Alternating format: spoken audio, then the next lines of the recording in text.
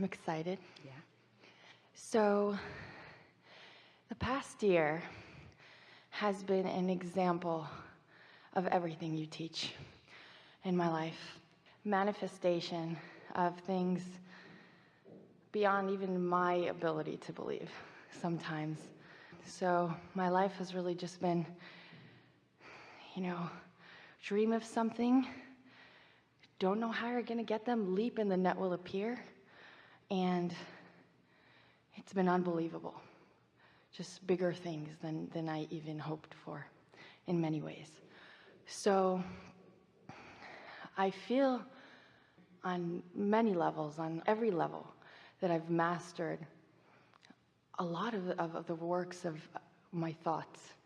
However, there are a few, maybe 2 or 3 categories in my life that although I have no worry about them, have no doubt about the manifestation of them in the most beautiful way, just like anything else is manifested. But because there are areas of my life that I continue to want to produce results in, and those results haven't manifested as quickly as I'd like them to be. Do you remember earlier in our conversation today, we talked about the better it gets, the better it gets.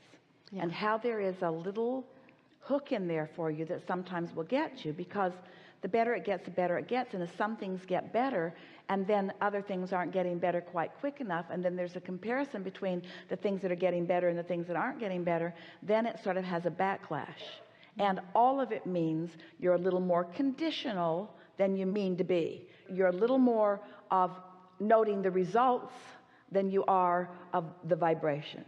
Because if you were really just enjoying the vibration, oh, you're going to like this. This is how you know the difference. If you were really just enjoying the vibration, which is the healthiest place for you to be, then it wouldn't matter to you. So in this continuum of the thought that is just beginning to turn to the thing and the thought that is turned all the way to the satisfying thing, if you really were mostly exhilarated about the feeling of it, then you really wouldn't care where you are in the continuum of it becoming, because things are unfolding, and you don't have to be all the way there in order to feel good. That's the first time that we've ever said that, and it matters a lot. Think about it. So if you're happy on your way, then you're living life just as you intended. If you're unhappy on your way, or comparing on your way to something that is more happy, then you're hindering yourself just a little bit. So you might say to yourself, what difference does it make how close to the manifestation I am if I'm having fun on my way to the manifestation? And we would really like it. We've been talking to you all for years about this. We would like it if you could take the manifestation all the way out of the equation. But then you think that what we're trying to get you to do is just be happy and never mind about the stuff you want. And that isn't what we mean at all. We mean you'll get the stuff you want by being happy without it. You say, oh, Abraham, I don't want to be happy without the stuff I want, because won't the universe say, oh, they're happy without the stuff they want, so don't give them the stuff they want? No, it doesn't work like that. If you're happy without the stuff you want is coming. But if you're unhappy about the stuff you want, then the stuff you want can't come. Ooh. Yeah, it's interesting. I've really been in a place, you've spoken about this before earlier.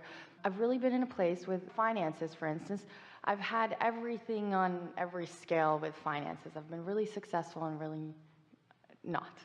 But this year, although it seemed like I was not at all in my most successful place financially, anything I ever dreamed of affording came to me without me having the resources, the money to pay for it. It's really a wonderful thing when you do not try to dictate the vortex through which your well-being comes. When you don't assign a condition or a process to be the carrier of something that you want, but you open to the larger universe and all of its resources, then it is. And then jumps my comparison, and I say, well, wait, if I can manifest all of this, why can't I manifest the result? You can. Yeah. You can.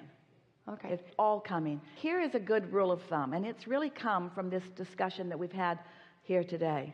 Appreciate when it's easy to appreciate. And don't try to make yourself appreciate something that you're not naturally appreciating, because that falls into the category of efforting, and then it works against you. So let's say that there are 5 things you want, and 3 of them you have and 2 of them you don't have. Well, don't work on the 2 you don't have, just appreciate the 3 you do. And by appreciating the 3 you do, the other 2 will come into alignment. But if you pretend that you're appreciating the 2 that you're not really appreciating, now you're efforting. Now you've stirred stuff up. Esther sort of did that with her suitcase. It is no coincidence that her brand new To-Me suitcase was the one that got banged down so hard that the wheel came off. Everything that has everything to do with any of you, but let's talk about that specifically. Everything that has to do with Esther has a sort of lighted vibration on it. And the vibration that Esther has assigned to it is it's getting that treatment from the universe. Everything that touches any of you does. So your bank account has your vibrational number on it.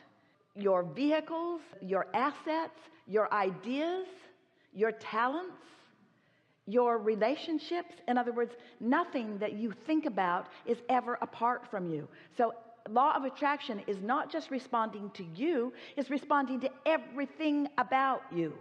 Ooh, don't you like knowing that? So let's say Esther was appreciating her suitcase. Let's say she had stood there and just appreciated this lovely thing that carries the stuff she wants from place to place.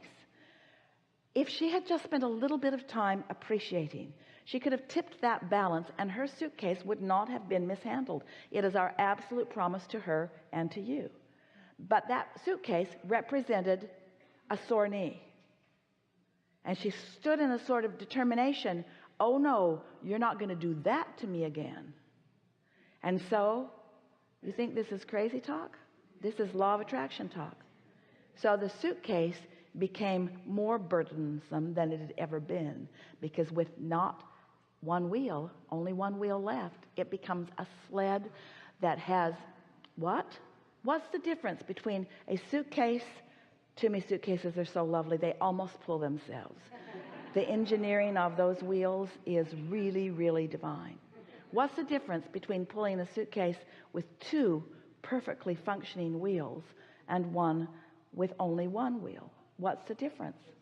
More resistance. More resistance. Everything is about these laws. Everything is about them. And it will play out in every way until you go, I see now. I feel like that right now, just with what you said.